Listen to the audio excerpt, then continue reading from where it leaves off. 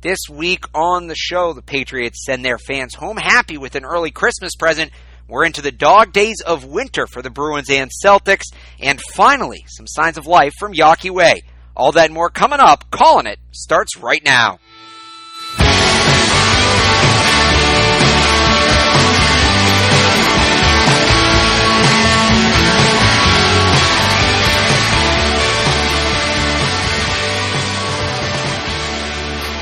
Hello, everybody, and Merry Christmas to you, your family, your friends, and everybody. Welcome to the Calling It podcast. That is right. We have a new episode, Christmas Day. As a wise man once said, no days off. Alex Lebowitz, he is out of the country. He's enjoying himself, but in for him today, joining me, he covers the Patriots for CLNS Media, is Bobby Kravitsky. We are in the remote studios today, so might sound a little different, but hello, Bobby. Hey, Alex. Thank you for having me on. Pleasure to be here. Thanks for coming on. So I was explaining to you, maybe you'll help with this, because for those of you listening to the show, we like to complain. We like to find things to tweak and dig up minutia and worst case scenario and all that. And I woke up this morning ready to be the Grinch on Christmas. And I saw Bob Ryan, who, by the way, you can listen to his podcast, the Bob Ryan podcast on clnsmedia.com, where you can find our show as well. We're also on Twitter at Calling It Podcast.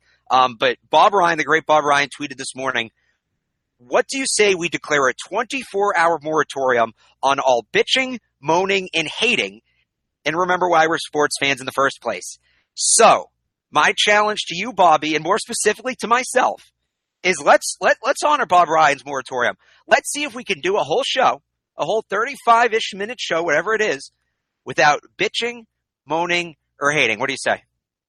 Well, Alex, I'm a glass half full kind of guy to begin with, but let me ask you this. Bob Ryan, he started that tweet by saying, let's remember why we became fans in the first place. Is it possible that a large part of the reason you became a fan was that ability to express your emotion, to vent, maybe at times to redirect some feelings and channel them through your passion and your love of sports? So perhaps you would be dishonoring Bob Ryan's request by being unloyal, unfaithful to who you really are at heart. No, I want to be happy with sports. Let's try this. And it should be easy here off the top. It is, of course, a Victory Monday on the Calling It podcast for the New England Patriots, who defeated the Buffalo Bills on Sunday afternoon. Was it 37-16, right? That is correct. I don't have it in front of me. 37-16. It was a little dicey there at halftime. They came out big second half, 24 unanswered points. I don't want to touch on this a lot, and Bobby and I we were on the Patriots Roundtable. You can check that out on Twitter at PatriotsCLNS for our full kind of breakdown of the game. We're just going to hit the high points here. Catch or no catch? I thought it was a play that was so close, whatever the ruling on the field was, and I did think it was a catch. It would have been too difficult to overturn, but once again, Al Riveron comes through for the Patriots. So, I mean, technically they got it right. He didn't have possession. And the Charles Clay one's ridiculous if people think that was a catch. But I think they need what I like to call the Aunt Ruthie rule, which is if your 92-year-old Aunt Ruthie is sitting on the couch, not a football fan, doesn't really watch, it's just on and she's there with the family. If she thinks it's a catch, it's a catch. If she doesn't think it's a catch, it's not a catch. You know, that's what they need. They need to get a bunch of people who never watch football. And just, it's a one-shot thing. You come into the NFL office for Sunday and you say it's a catch, not a catch. Just eye test. That's how they really should do it, right? Because that's what we're all kind of doing at home. It's eye test until you see those super slow-motion, high-def replays. You don't know. If you go and you look at how it's phrased, what defines a catch in the NFL rulebook, there should not be that much wording around something that theoretically should be so simple. And as a result, I feel like different officiating crews might see what is and isn't a catch differently. And then you have the league office and the officials there sitting in Park Avenue reviewing these calls with a different mentality as well. So as a result, you have this discord between the two units, and that results in fans just losing their minds, people not being certain anymore. Is this play going to be upheld as a catch? Is it going to be overturned? It looks cut and dry to me, but who knows what Al Riveron's thinking? Who knows what the officials at the game are thinking? And as a result, no one is on the same page. It's way too convoluted a rule over what should be a simple and easy concept for everyone to understand. Okay, but so let's move on out of the actual football because we want to talk about that. And the Patriots, as of right now, thanks to Jimmy Garoppolo, actually, have a first-round bye locked up as the Niners beat the Jaguars yesterday. We're recording this Monday afternoon, so I'm going to guess Pittsburgh's going to beat a TJ Yates-led Houston team, but they don't have Antonio Brown. You don't know. They could potentially have everything locked up and not have much to play for next week against Miami, but we'll look ahead to the playoffs. You know, they're going to get a good team in round one, whatever the case may be. And what stood out to me yesterday, and I guess you can go back the last really 3 weeks, starting with that Miami game on Monday night, the Patriots always have been, and especially this year, a team that starts hot and scored touchdowns on the first drive, scoring touchdowns out of the half. They come out, they grab the momentum. Whenever there's a 50-50 chance the game go either way, it always seems like the Patriots are the team jumping in and saying, this is our game. We are here, like just taking control of the situation. They haven't done that the last 3 weeks. They had a 3-and-out on their first drive. They came out weak out of the half and to start the game against Pittsburgh last week. Does this concern you going forward that the Patriots have been very uncharacteristically slow starters? It doesn't raise a new concern, put it that way, because I think we can see the flaws on this Patriots defense.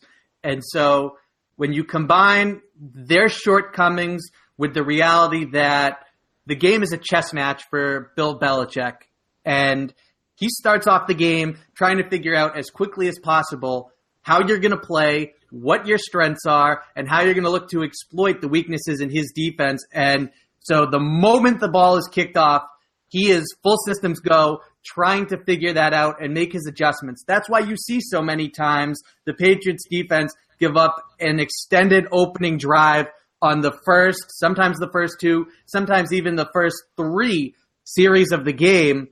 But as long as they're able to bend but don't break, which they did yesterday, they gave up multiple 60-plus yard drives, but only gave up field goals, not touchdowns. As long as they do that, it's just giving Bill Belichick more time to figure things out and put a new game plan in place for the second half to be able to stop them. Now, Alex, I hate to hijack your show and respond to a question with a question, but given that the Niners are sending the Patriots their second-round pick, would you have preferred to see Jimmy Garoppolo help clinch a first-round bye for the Patriots or lose that game and give the Patriots a better draft position, at least going into Week 17? Ooh, see, I think as long as that's a top 12 pick in the second round, which I think it has to be at this point, I'm okay. I think they keep that pick. My long-term thoughts for that pick are they package that in their first and move up and take a quarterback. That's kind of my running plan. But you mentioned the defensive game plan there. Remember the first couple weeks of the year, just how awful the defense was? They were doing things like putting Trey Flowers into coverage and still do it. Let me get to that.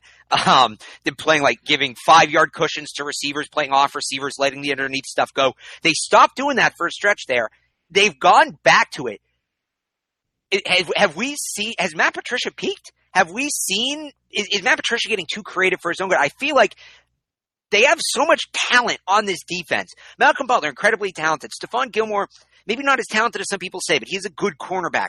We know about the defensive front with Trey Flowers, Dietrich Wise, Alan Branch, Malcolm Brown. They have some shortcomings in the linebacking core this year, but I think they've gotten less out of guys than they should. I thought Cassius Marsh was actually a decent player. I think, believe it or not, they could actually get more out of a Landon Roberts.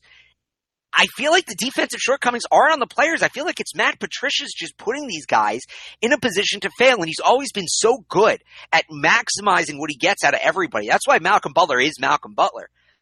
I'm very concerned going forward. I don't know what Matt Patricia's strategy, thought process, game plan is here these last couple weeks, but it really reminds me of what he was doing in September instead of the middle 2 months of the season. I want to see him go back to that. Get more aggressive on defense. Play bump and run coverage. Get up on your man. Contest the comeback routes.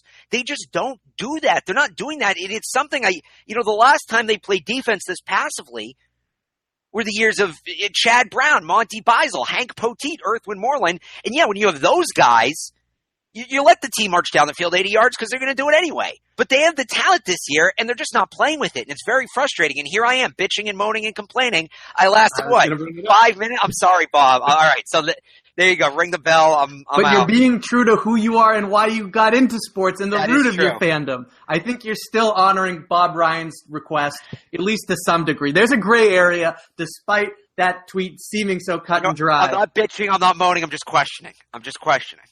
He didn't say we can't question. You're being true to yourself. That's why people love this show, Alex. And to be honest... Okay, I already brought you on the show. You don't need to start blatantly lying to flatter me.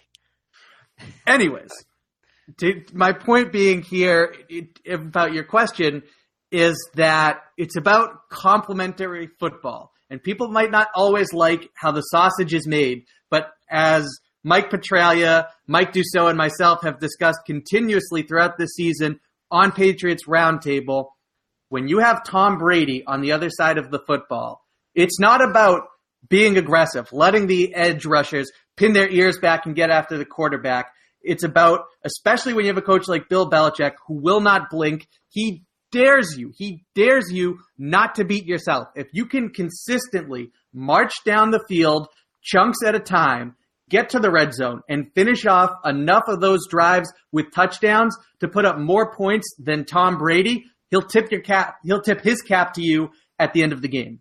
But that's kind of what concerns me. So much of what the Patriots do is predicated on playing from ahead. And right, we saw that in the Super Bowl. He even said we were lost because our game plan was that we'd be playing up for most of the game. And yeah, for most teams, to game plan on playing with the lead is asinine, but you can do it when you have that quarterback. But the defense hasn't helped them with that at all. We saw it yesterday. They want to play from ahead. They wanted to run the ball up, but at a certain point they had to throw. You could tell more than they were planning on because they didn't have the lead they thought they would have.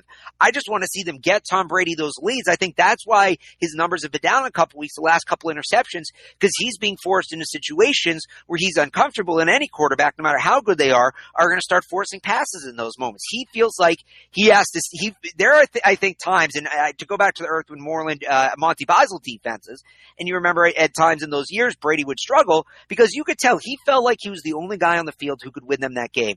The Gisele Bündchen tweet, right? Tom can't throw and catch the football. And I feel like he's back in that mindset this year at times for the first time in a long time, and we're seeing it. We're seeing kind of that late 2000s post-ACL injury Tom Brady again. I just want to see them get him the help he deserves. I think they have plenty of weapons offensively, even without Julian Edelman. You look at who's on the field yesterday where he's missing two more of his top producers at the skill positions in Rex Burkhead and James White, and you still have Brandon Cooks, Danny Amendola, Dion Lewis, Rob Gronkowski. It's still a really good team. Chris Hogan wasn't playing either. So when you factor in that all these guys, with the exception of Edelman, are coming back for the postseason, or at least are expected to, there's plenty of talent on the offensive side of the ball. And yes, Alex, ideally, you're playing from ahead. And plenty of times the Patriots are that good that they are, in fact, doing so. But if I told Bill Belichick going into Sunday that at halftime it would be 13-13 and Buffalo would have had two 60-plus yard drives that ended in field goals, he would say, sign me up. That gives him plenty of time to figure out how Buffalo's operating, to make the necessary second half adjustments. And it's just about, again, the lead is great. That's what every team wants, but it's just about keeping it close because he firmly believes in a strategy and a concept and a philosophy that has produced arguably the greatest dynasty in the history of sports. So I would, in the spirit of Bob Ryan's tweet, I will end it on this note. I believe it was Adam Kaufman who had it yesterday, if I'm getting this right. The Patriots defense, they've gotten some help. The Patriots defense hasn't allowed a touchdown in 4 weeks. So they're doing something right. I mean, it's been a lot of field goals, but they're doing something right. Real quick here, Bobby, before we wrap it up, one last thing I want to touch on. Let's say Pittsburgh wins tonight, so the Patriots do need a win against Miami next week to clinch home field advantage. How much is Rob Gronkowski playing, Dion Lewis, that core?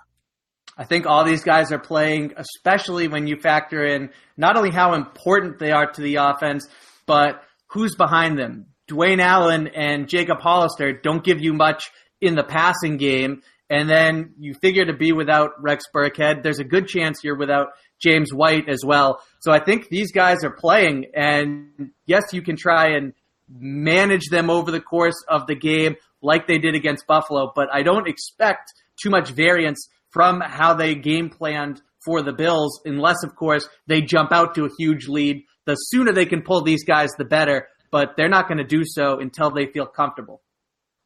I think for everybody's sake, we need a big time, we being Patriots Nation needs a big time Houston upset tonight, because then, you put Brady, Gronk, Lewis, all of them on bubble wrap. We don't see him for 3 weeks. All right. There are two other teams playing in Boston right now that are playing pretty well. It would be unfair if we didn't get to them. We'll talk about that on the other side. You're listening to Callin' It, powered by CLNS. Callin' It is brought to you by American Broadcast Coaches, training the next generation of media talent and communicators. For more information, check out AmericanBroadcastCoaches.com.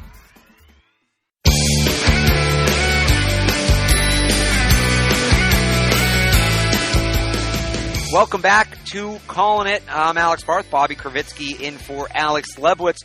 And I just want to remind everybody, you can find our show, if you want to go back and listen to old episodes, find us Spitting Wrong Takes on clnsmedia.com. You can also find us on the CLNS Media app.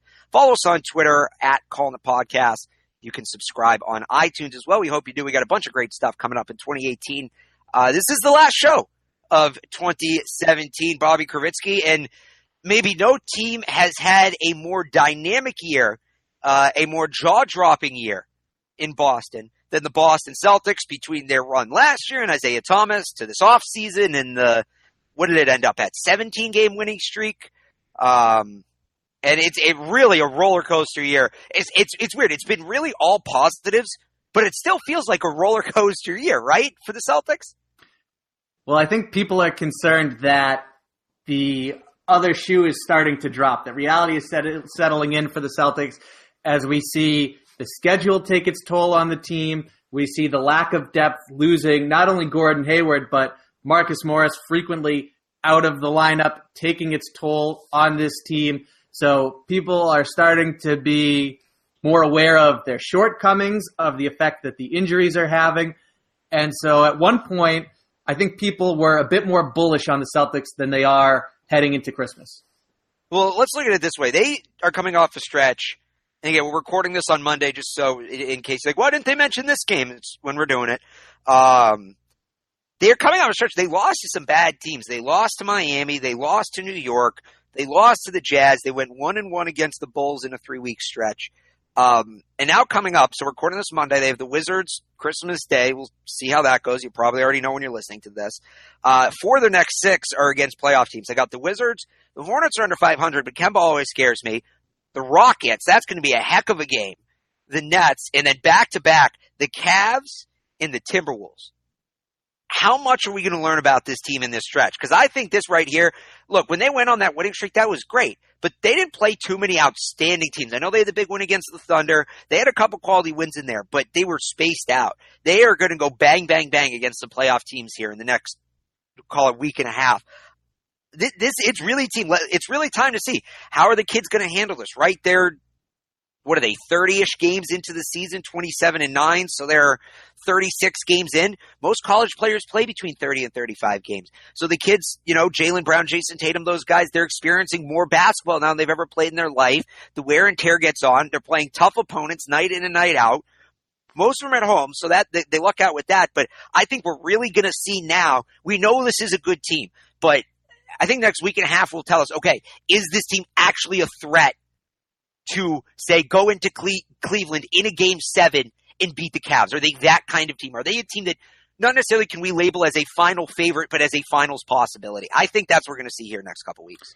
Well, I think we are going to learn a lot about this team during this stretch, and not just because it's a difficult stretch. The whole season has been difficult for the Celtics. They're typically playing 4 games a week, which is grueling, and you add that into them being shorthanded most nights, being such a young team. This whole season has been a tough stretch, but the reason I think we're about to learn so much about this Celtics team is because Brad Stevens has been clamoring for December 30th. It can't get here fast enough. He doesn't want Christmas. He doesn't want New Year's. He wants December 30th. Why does he have that date circled on his calendar and not the other holidays that come up at this time of year? That's the next time this team can practice. They've been playing so frequently that they've hardly practiced at all this season, which makes the success they've had that much more impressive. So a chance to settle down, take a breath, and make the necessary adjustments is going to be huge for them moving forward. He's already talked about putting more on Jason Tatum's plate, and they've begun to execute that over the weekend when they played the Bulls. The first play of the game was a set called for Jason Tatum. They're starting to use him more, operating as the ball handler out of pick and rolls. And once again, it's another area where he's thriving. Yeah, you mentioned a lot there, and the one thing I want to kind of talk about is them being shorthanded most nights. And Marcus Morris, it sounds like that's a really weird injury. They said he's day-to-day, he's going to be out a couple of months, but he will sporadically play here and there in that stretch. But I am concerned about their lack of a scorer off the bench. Obviously, we know Marcus Smart's not going to be that guy. I still think he's a very valuable bench piece. But there was a name I saw, I'm just throwing something against the wall here, but there was a name I saw last week that kind of stuck out to me. He's a free agent, played a little bit last year. Monta Ellis. Now, can he run anymore? Probably not. But I bet if you put Monta Ellis in 15 minutes tonight, shoot or shoot.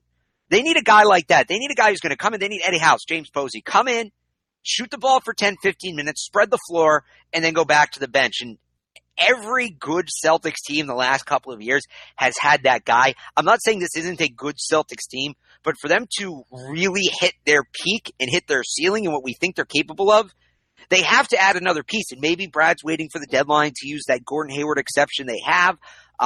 If he's waiting and he makes a move at the deadline, fine. But I don't know about you. I am getting a little concerned that they haven't added anybody.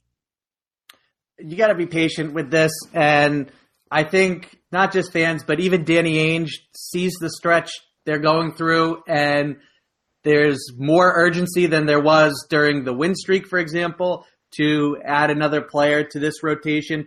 Monta Ellis is a name that still has some juice behind it, but nonetheless, he doesn't fit the system. He's not a good defender, to put it mildly. He doesn't have. That was just a name. I just want a shooter.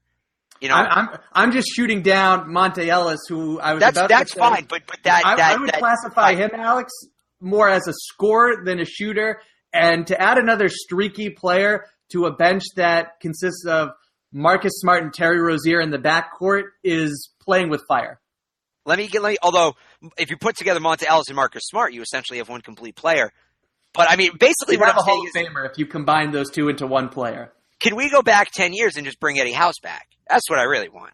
If we can do that and bring KG and James Posey back, I'm on board. That would certainly make a difference and boost the Celtics' chances to not only get to the finals, but knock off Golden State.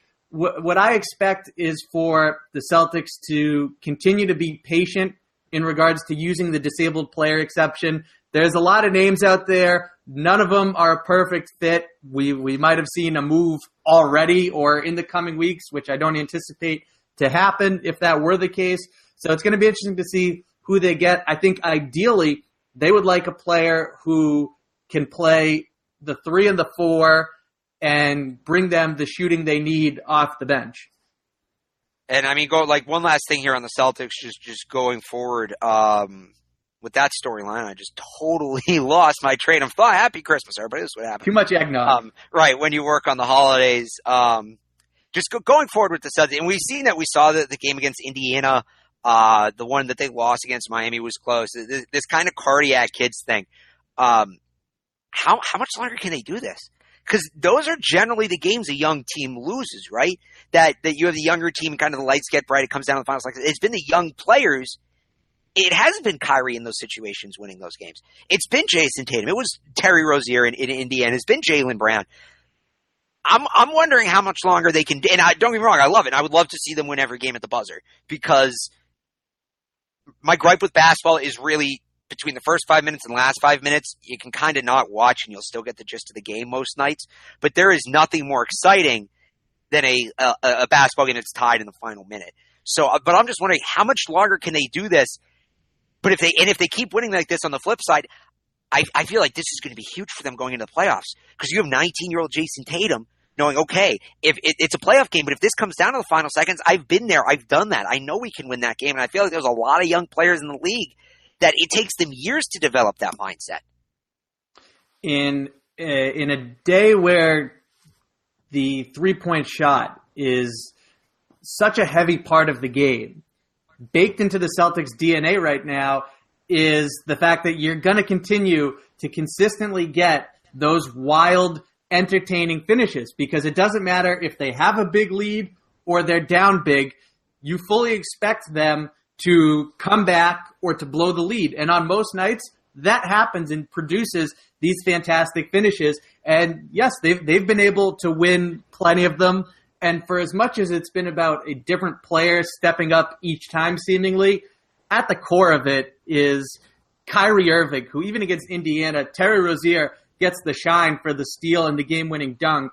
Kyrie Irving hit 2 big threes late in that game to put Rozier in a position to make that play, along with Bogdan Bogdanović, of course, throwing the ball up for grabs. Of course. And on top of that, it's been their great defense. It's been one of the best in the league all season. For a long stretch, it was the best in the NBA.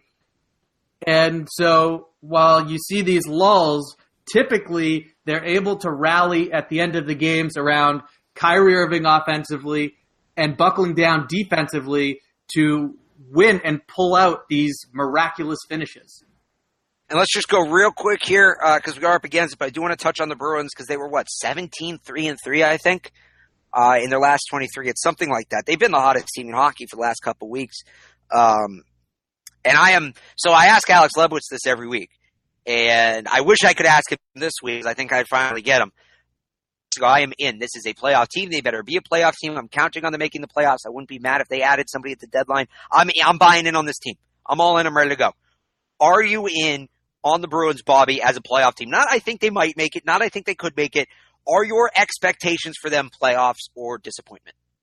Barring the obvious caveat of injuries, I'm all in on the Bruins making the playoffs 10 toes down. I came into the season with that expectation. It was a disappointing start as they battled through injuries. And yeah, despite the fact that their range of possible outcomes includes missing the playoffs, I fully expected this team going into the season to make it. Then they went through a difficult stretch trying to figure themselves out in the midst of all these injuries and Rask's poor performance. And then all of a sudden, of the most unexpected heroes, Anton Dobie, rallies this team around his strong performance. They play hard in front of him. They get hot. They get healthy. They sustain their strong performance. And now you have Tuukka Rask playing one of the best stretches of his career for the past month. And, I said on the show, I think it was a month ago, a team with 2 quarterbacks doesn't really have a quarterback. A team with 2 goalies doesn't really have a goalie. So I can't. I'm not a big Tuukka guy. I would like to see them alternate a little more, but I just don't believe Tuukka can keep this up because I've seen him get this hot before, and it's normally his peaks as high as they are. He's just so inconsistent, are normally followed by the lowest valleys. And I feel like when I say get out where you're ahead, I don't mean trade him or anything like that, but now that he's hot, give Khudobin a little bit more time because Khudobin's been playing well, and so you can extend this hot streak of Tuukka Rask, right? If he, I know it's a really arbitrary number, but if he has 10 more games playing at this level, if you can get those to last, 2 months instead of a month, right? That's huge. So as good as Tuukka Rask is playing, and this has been the problem, right? In the past, he gets really hot, and I'm not saying it's on him because a lot of times what happens, he gets this hot. And they used to do this with Tim Thomas. The team completely leans on him. He gets absolutely worn out, totally beat up. And then you get to the end of the season games he needs to win and either plays like crap or he's not healthy enough to go out there. So I think here we go. We've seen this story before, right? Is it now time to change the way the story's written? I know Tuukka's playing well, but fight every urge you have and give him some more nights off. So when you have that game in Ottawa, right, in March that you need to win, Tuukka's actually fresh instead of, playing his 70-somethingth game of the year. And this is Bruce Cassidy's mission moving forward this season. when Jimmy Murphy asked Tuukka Rask after the win against the Red Wings, what's been the key to your hot performance this month, where he's been one of the league's best goaltenders during this stretch, he credited the defense and also said that, well, I'm just not getting shitty bounces anymore. And the reality is that pacing him, that Hudobin's strong performance has also been a huge factor in being able to keep Rask fresh and sustain this hot performance. So while the defense might be the most consistent part of the equation, having a backup goaltender you can rely on to keep Rask fresh and get the most out of him when he's between the pipes is the second biggest part of the equation. All right, so that's the Bruins talk. Obviously, in the spirit of Bob Ryan, we normally like to complain about stuff. Bruins not giving us much to complain about right now. Real quick on the other side, Red Sox finally made a move this week. Huge franchise-altering decision. What was it? We'll talk about it next. You're listening to Callin' It, powered by CLNS. Callin' It is brought to you by American Broadcast Coaches, training the next generation of media talent and communicators. For more information, check out AmericanBroadcastCoaches.com.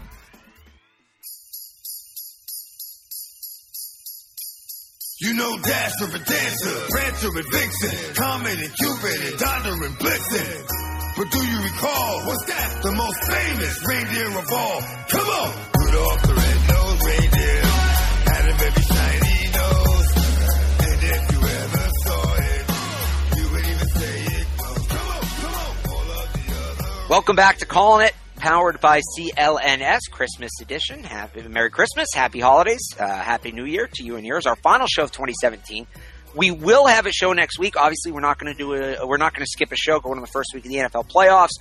It will not be Monday, however. It will be midweek at some point. Not totally sure about that yet. You can get caught up on all that. Keep in touch with us at Callin' It Podcast on Twitter. You can also subscribe on iTunes. Check us out on the brand new CLNSmedia.com.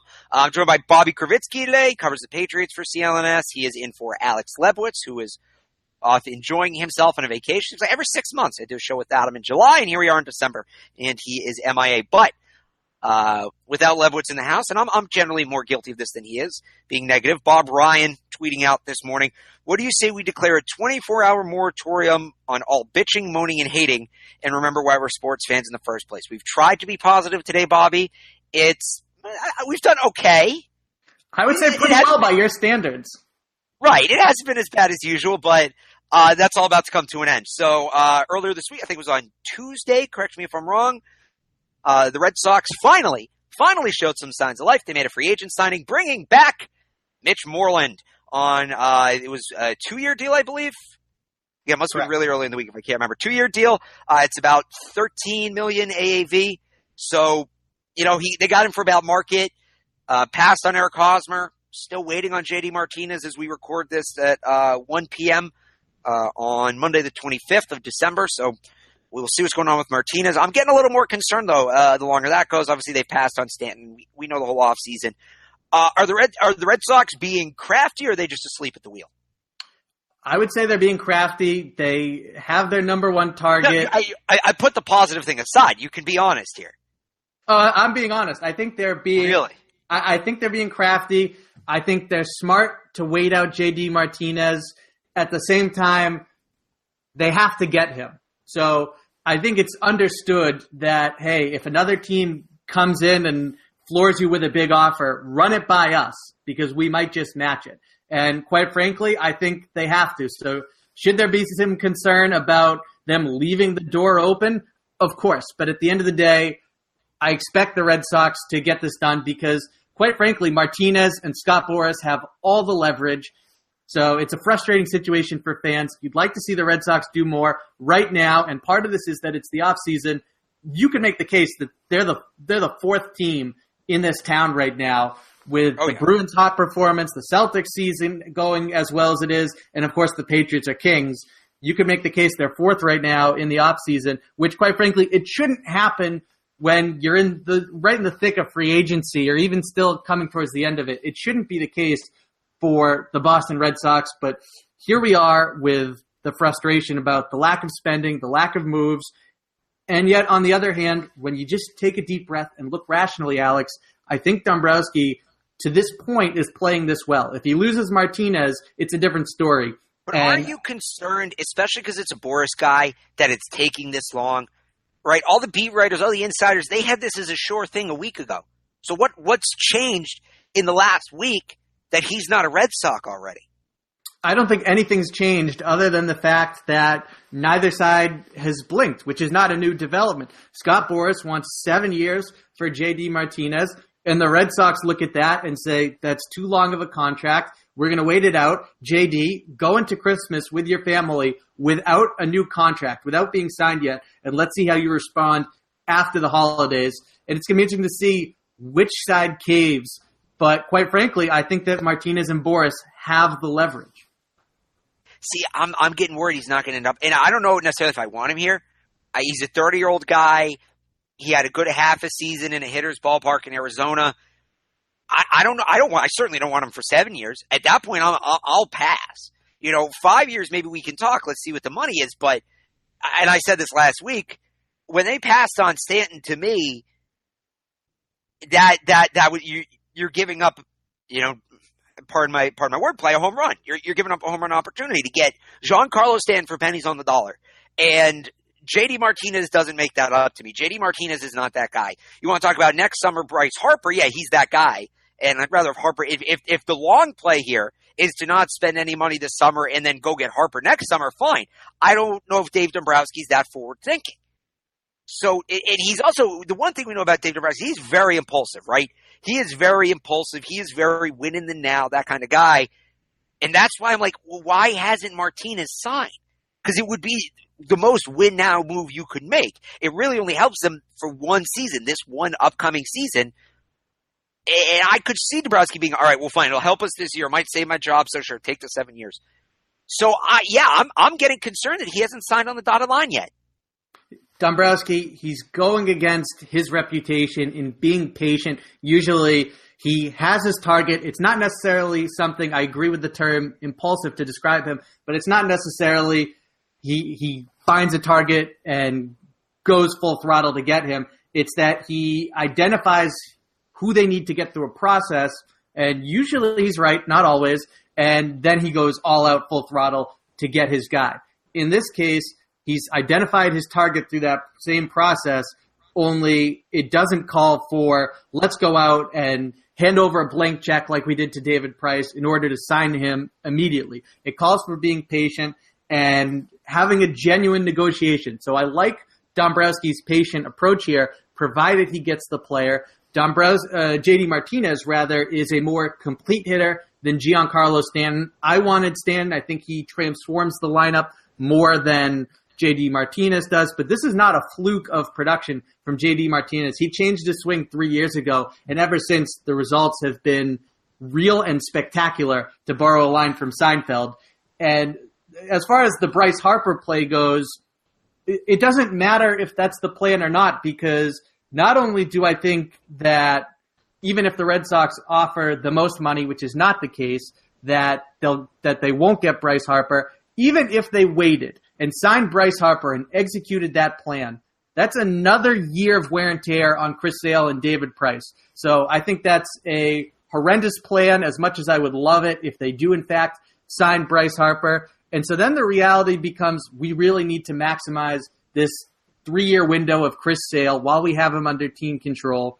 And J.D. Martinez, as much as I would like and be in favor of that signing, it's not enough, Alex. This team still needs more juice, especially when you consider that it's going to come at the expense of Hanley Ramirez. So they're adding one power hitter, and as inconsistent as down a year as that was for Hanley Ramirez, taking another name out of the lineup that has home run potential, it really doesn't move the needle anywhere close to the degree it needs to get the Red Sox into the World Series contention.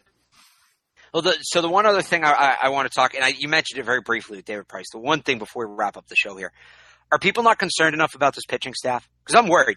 They have, and we don't know what's going on with Stephen Wright, and obviously, if he's suspended, he's suspended, and the MLB is totally right in doing so. But who do they have for Major League starting pitching? Obviously, Chris Sale. Who knows who you're going to get from Porcello? Who knows who you're going to get from Pomerantz? where is Price going to be? Is he going to be in the rotation or is he going to be in the bullpen? Who do they have left in terms of major league starting pitching? Doug Fister signed a contract. He's gone. Henry Owens had some major league experience. He's not here. Brian Johnson, I guess, is your fifth starter as it stands right now, but he's had very minimal experience, even though he's had some success at the major league level. I'm concerned about I am very concerned about the pitching staff. I'm probably more concerned about that than the lineup. JD Martinez or no. They don't have 5 major league starting pitchers. And what I'm worried they're going to do, right, is a lot of teams you see in the times in the situation, you see teams go out, they'll sign a familiar name at bargain. I'm worried they're going to sign Clay Buchholz to shore up the back end of the rotation. He's a free agent. I feel like more people need to focus on. I know that there's still the Jackie Bradley Jr. trade hanging out there, and that's contingent on what happens with Martinez, and that could maybe turn into a starting pitcher. But for everybody talking about JD Martinez and passing on Stanton and this and that, and I'm guilty of all of that, can we please talk about the starting pitching? Because they don't have any. Alex, this might be your negativity rubbing off on me. I think there are question marks throughout that pitching staff, including the bullpen, including the 2 guys that people put the most faith in. Chris Sale, there have long been concerns about how well he'll age for a guy with a thin frame who throws so hard, even with him taking velocity off intentionally in recent seasons. You look at him petering out once again at the end of last season, and sure, you can put the blame on the Red Sox and John Farrell for overusing him. We have no idea how he will perform at the end of the season and in the postseason and how durable he will be at the most important stretch. You look at Craig Kimbrell, a flamethrower. You just never know when the flame is going to be extinguished. Is he going to lose that little bit of velocity that makes all the difference? Is he going to be more inconsistent with his pitching location like he was 2 seasons ago? So they're the guys that you have the most confidence in, you don't know. And everyone else, wildly inconsistent. David Price, huge letdown in Boston. Rick Porcello wins the Cy Young, obviously an outlier for his career trajectory. You don't know what you're going to get in Porcello, in Pomeranz, who had a great season last year, but you expect to drop off. Eduardo Rodriguez, all 3 guys who comprise the rest of that rotation behind their quote-unquote big 2, capable of playing very well, but consistently inconsistent. There needs to be something under the tree for Red Sox fans in the next couple of weeks. Or we could be looking at a long summer. That's going to do it for this episode of the Call on the Podcast. Bobby, thank you for coming on, joining us. Always a pleasure. Thank you for having me on. Feliz Navidad. Hopefully everybody enjoyed that. A little something you need to get away from your family there on Christmas Day. Sneak away, put us on. It was, about 40 minutes? So we went a little over what we thought, but a little Christmas bonus for everybody. Like I said at the beginning of the segment, we will have a show next week. I highly doubt it will be Monday. Still kind of putting it all together, but there will be a NFL playoff preview of some sort up next week. If you follow us on Twitter at Calling It Podcast, you'll see it there. Follow us on iTunes, subscribe on iTunes. Obviously, you can get it downloaded right to your phone. And, of course, you can get all of our content. And me and Bobby talked about the Patriots as well earlier. If you want more of us on the Patriots, on clnsmedia.com and on Twitter at CLNS. So, hope everybody has a very good holiday. Hope the dinner is excellent. We got a white Christmas, shoveling all of it. Hope everybody enjoys it. Have a happy New Year. Have a safe New Year. Let's have more peace and love in 2018. I will talk to you again next year in 2018. Until then, for Bobby Kravitsky, I'm Alex Barth. This has been Callin' It, powered by CLNS.